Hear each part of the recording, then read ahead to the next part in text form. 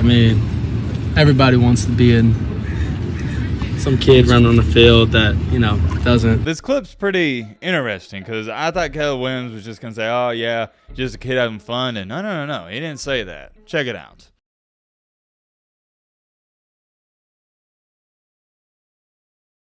Well, what do we have here? The man, the myth, the legend himself, the best player in all college football, and I don't even think it's particularly close.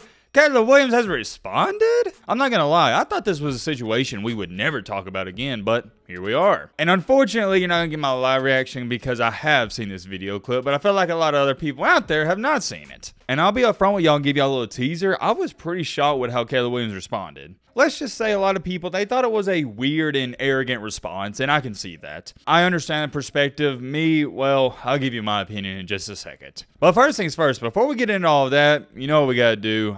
For better or for worse, we gotta take a look at the comment section. I really don't know what our comment section has turned into, but it's definitely, it's a sight to see. We'll leave it at that. To my surprise, it looks like we got some good comments. I mean, this ain't bad. Matt, I'm so thankful for Michigan coverage. Hashtag Matt be thugging it out. Ain't nothing wrong with that. Travis Brown said, let's be honest, every team does this. Like you said, it gets done in high school all the time. It's just honestly a part of sports. Hashtag, all right, bro. What is this one from Parker? Nah, that's stride number one. Hashtag Matt be goated and yeah, bro. That's stride number one for you, buddy. Just looking at the first one, I thought it wasn't going to be that bad, but yeah, here we are. So that's what I'm talking about. Another good comment. Matt been watching for the past couple of years. Keep up the good work. The best is yet to come for you. Hashtag White Randy the GOAT. Hey man, it's been a minute since I told y'all White Randy story. Y'all don't even understand. They could have documented my middle school career. It could have been a movie itself. All in all though, the comments past day or two ain't been that bad, so appreciate y'all. Speaking of White Randy though, since today is Friday, this reminds me of a story that happened in 7th grade PE class on a Friday. You know how Fridays are in high school and middle school. Everybody's in a good mood. The people that go to school, the students, teacher, everybody. Everybody's happy the week's over. Monday through Thursday, everybody hates each other, but on Friday, everybody gets along. Sometimes your teachers, they let you goof off a little bit, maybe watch a movie,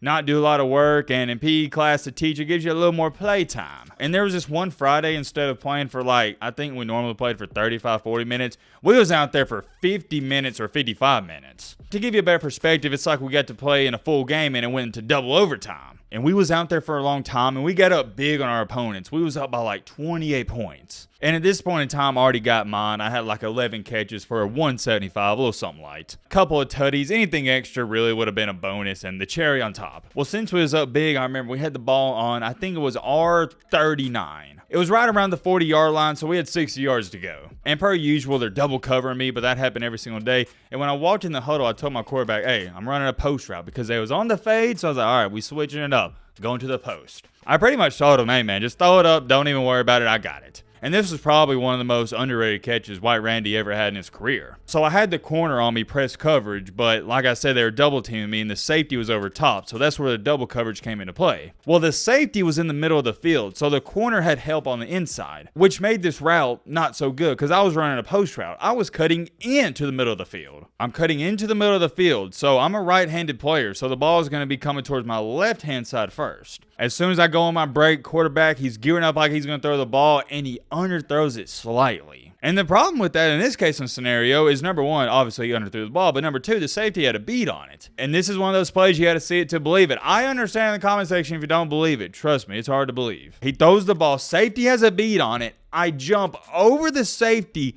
palm it with my left hand, and do a front flip over him. The safety and cornerback collide, and I walk it into the end zone. You had to be there, and everybody was amazed with the front flip and all that, hoo-ha, hee-ha. And I try to explain to people, look, that wasn't the hard part because I'm a natural-born athlete. The hardest part was catching it with my left hand, my off hand. I almost didn't bring it in, but I'll be honest with y'all up front. I wore them sticky gloves. You know what I'm talking about? I wore them gloves, and I ain't gonna lie, I put a little illegal substance on them before the games. You got to do what you got to do, but anyways, yeah. Let's get back on what we need to talk about. Where was I at before White Randy interrupted? Oh, yeah, Caleb Williams, my bad. I forgot the whole premise of the video. Y'all got me talking about a White Randy story. It's been a minute since we talked about a White Randy story, so I don't think you guys mind too much. And I already know you're going to have some of those people say, Matt, hurry up, get to the point. Shut up. I make 8 to 10 minute videos. If you can't sit through an 8 to 10 minute video, you're the problem, not me. Anyways, like I was saying, the last time we talked about Caleb Williams, this happened. Matt, roll a clip.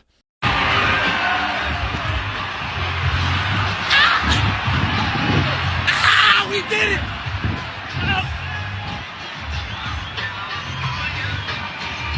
Let me see those nails down, bro! Let me see those nails down, bro. Come on. Ah! We did it. We did it. We finished. We did it. We did it. We talked all about it. The Notre Dame fan goes up to Caleb Williams, pretty much presses him, and yeah, that's all there is to it. I thought it was funny. It is funny. Don't be a Debbie Downer. It was a funny video. I'm not saying the kid should have done it, but it's not like he did something terrible. Just went up to him, said, hey, show me your nails, and that's all there is to it. Well, since then, I believe it was yesterday. Yeah, it was yesterday. Caleb Williams responded to it. This clip's pretty interesting because I thought Caleb Williams was just going to say, oh, yeah, just a kid having fun, and no. He didn't say that. Check it out. I mean, everybody wants to be in these two 12.5 shoes right here. So, I'm not worried about some kid running on the field that, doesn't have anything really associated to Notre Dame other than possibly their family going there or him going there himself. Got a lot of guys over here that I got to lead. So some opinion of a sheep, Lions don't worry about that. So, keep moving on, keep fighting, fight on. Thanks, Caleb. Awesome. Thank you. I don't know what it is, but from start to finish, that whole video clip I just showed you, it seems so weird. The energy seemed off. I can't tell if Caleb Williams is actually flustered by that and if he's annoyed by that or not. Because one part of me is saying, oh, yeah, you can tell Caleb Williams is mad about it. But the other side of me is like, no, look at him. He's calm, cool, and collected. And like I was saying in the intro, a lot of people are saying, oh, that's an arrogant answer. He's being cocky and blah, blah, blah, blah. Me personally, I don't think so because he didn't lie. Everybody does want to be in his shoes. Everybody wants to be a future multi-gazillionaire. This guy's going to sign a contract in the NFL so big nobody in his family will ever have to work again if he gives them the money or helps them out. You get what I'm trying to say. And at the end of it where he said Lions don't concern themselves with the opinions of sheep, dude, that's a saying that I've remembered and I've told myself time after time ever since I was like 13 or 14 years old. If you're into inspirational, motivational stuff, I think a lot of you are, you've seen or heard that quote before. And it's not just to a certain extent, it's 100% true. Lions don't concern themselves with sheeps. Why would Caleb Williams, even for a split second, give that kid any attention? That kid could never dream of doing what Caleb Williams is currently doing and will do. Much respect to the kid, I don't even know him, but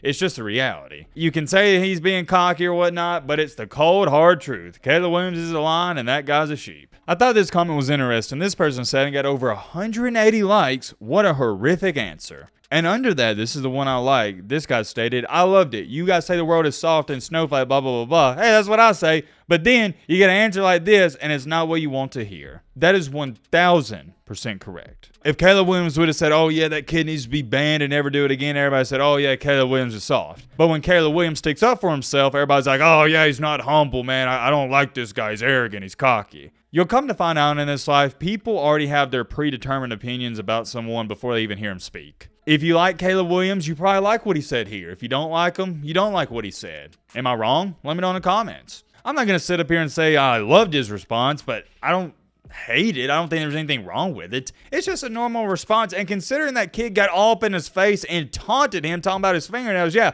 I thought Caleb Williams, he came out on top on this. He was the calm one. I really don't see anything wrong with it. It's just people want to hate who's ever on top, and Caleb Williams just so happens to be on top. And that's why sports and the world in general is so weird. Because when people are on top in whatever industry they do, there's no in-betweens. You either absolutely love them or you hate them. There's no middle ground. That's for the most part. Sure, every once in a blue moon, you get your Tim Tebow's where everybody loves them. But even to a certain extent with Tim Tebow, he had his fair share of haters. I'm curious. Let me know what you think down below in the comment section about Caleb's response. That's all I got. Do want to make this a short and sweet video. Gearing up for tomorrow. We got a lot of good games, and we got a really good one at 11 a.m. with Penn State and the Little Bro, Ohio State. Let me know your thoughts on this down below. But, Robin!